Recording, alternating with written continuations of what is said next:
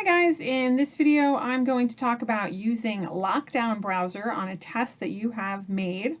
In order to be able to use Lockdown Browser, the first thing you're going to have to do is make a test. Okay, if you do not have Lockdown Browser, you're going to have to find someone who can get Lockdown Browser for you. My school district has Lockdown Browser, and so it shows up in this left-hand menu.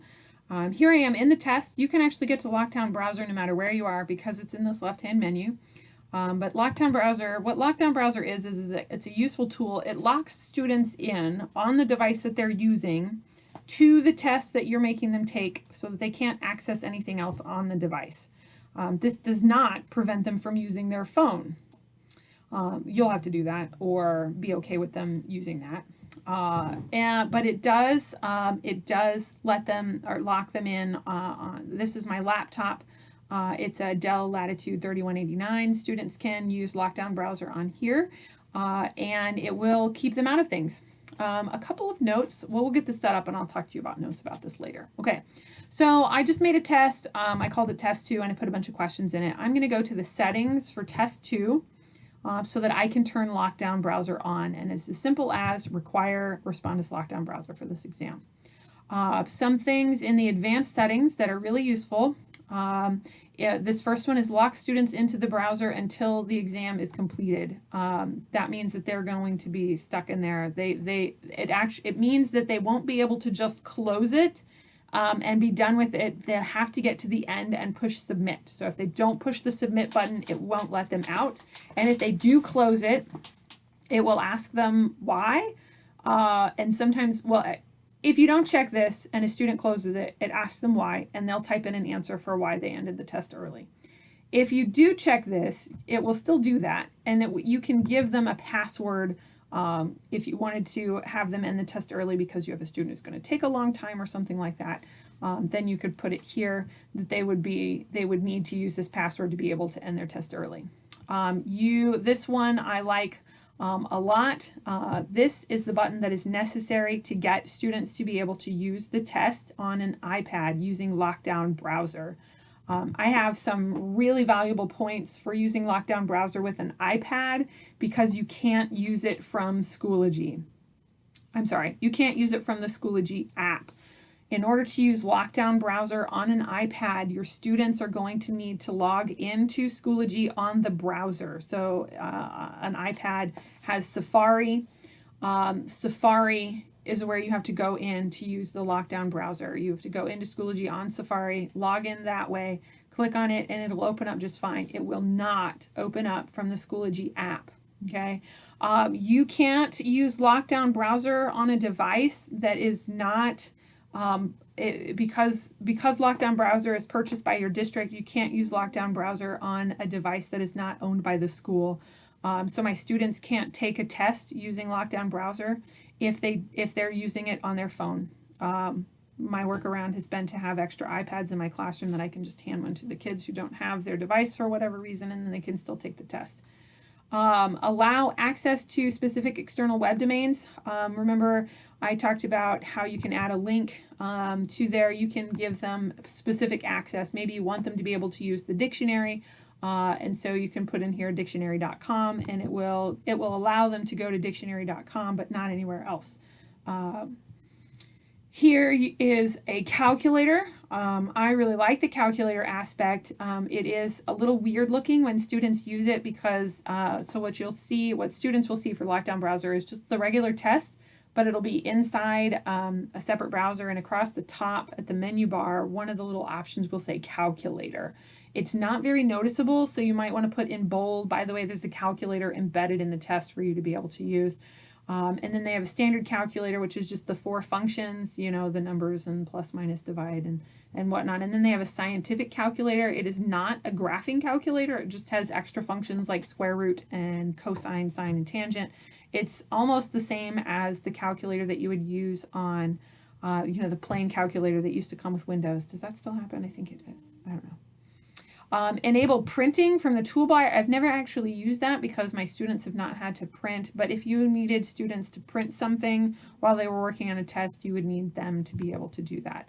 The ones that I usually use are these two, most definitely allowing them to take it on an iPad because I usually have extra iPads for my students to use, and enabling that calculator.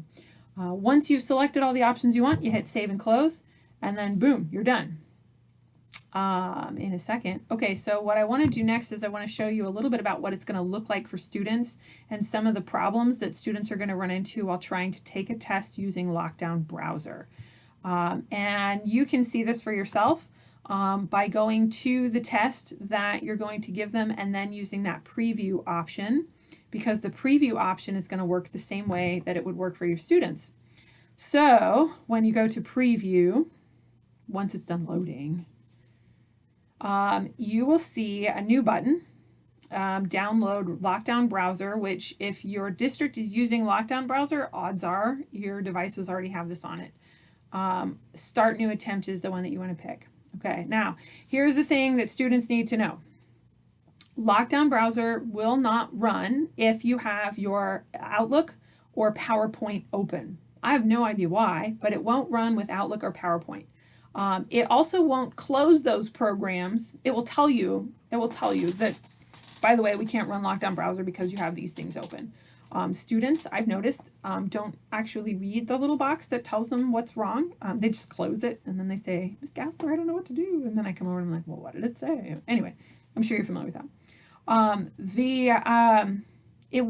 Some of the programs that are open, it will close. It will say, like, I have Smart Notebook that I use on my computer, and it will close Smart Notebook for me. It won't let me take a Lockdown Browser test with Smart Notebook open. But PowerPoint and Outlook, it will just say, we can't run it because you have these programs, and you have to physically close those programs yourself and then start over again. So when we click Start New Attempt, it's going to say, do you want to do this? Yes, I do want to open Lockdown Browser, and then it's going to look like, I have no idea if it's going to work with this OBS Studio that I'm running to make this video. Let's see. Okay, I have no idea if it's showing you my screen right now or not, but I'm going to keep recording. No, it says that, oh, my smartboard. Okay, yeah, I'm running my smartboard thing, so it told me to close that. And also Zoom apparently is running. It really doesn't work. So it does not run with OBS Studio open. It went ahead and closed that for me. And so I had to close the browser and turn this back on. That was great fun. Now I know you can't be video recording while you're taking a Lockdown Browser test. And it gives you the option to close them or stop trying to take the test. If your students do that thing that I was just talking about where they don't read the box and they just close it and they say, I don't know what to do, this is what their screen is going to look like. And then they're going to say, oh, I can't take another attempt. It just wasted an attempt. Yeah, it didn't. Here's what they have to do. They have to click this little refresh button, or they could just click, the test, whatever, and then look, it came back. Yeah, you didn't lose an attempt. It's right there. You just have to refresh the screen because it's waiting for you to do that. So that's Lockdown Browser. I don't think I can actually show you what Lockdown Browser looks like because, well, it's Lockdown Browser, and that's kind of the point, right? It's a valuable program. I really like using it. A lot of teachers are kind of nervous about it. It does have this tendency to every now and then kick students out. I don't know if it's Lockdown Browser or something that's going on their computer. I have not seen any kind of patterns to it. But at least like once every time I have a test, somebody gets kicked out of the test. If that happens, you can easily get them back into the test, especially if they, if you have, there's a couple of ways around that. So in another video, I was talking about the settings for your test. If you have enabled resuming the test, they can just hop right back in. That's no problem at all. If you've made the test resumable right here, they can get back into the test just by going back into the test and refreshing to see the little Start New Attempt or Resume button. If you do not have it set as resumable and you don't want to set it as resumable, the way to get students to be able to pick up where they left off is once they get back to the screen where their test is, they can push, there will be a submit button, okay? It'll say Start New Attempt or Submit. And if they hit submit, it will show up here, and then there's a way that you can unsubmit their test and it will let them resume it. And that's what I do when my students get kicked out of a test using Lockdown Browser. So yes, Lockdown Browser, valuable tool. Use it or not, it's up to you, unless somebody's telling you you have to, which maybe they are. Well, I hope you found this valuable. Thanks for watching.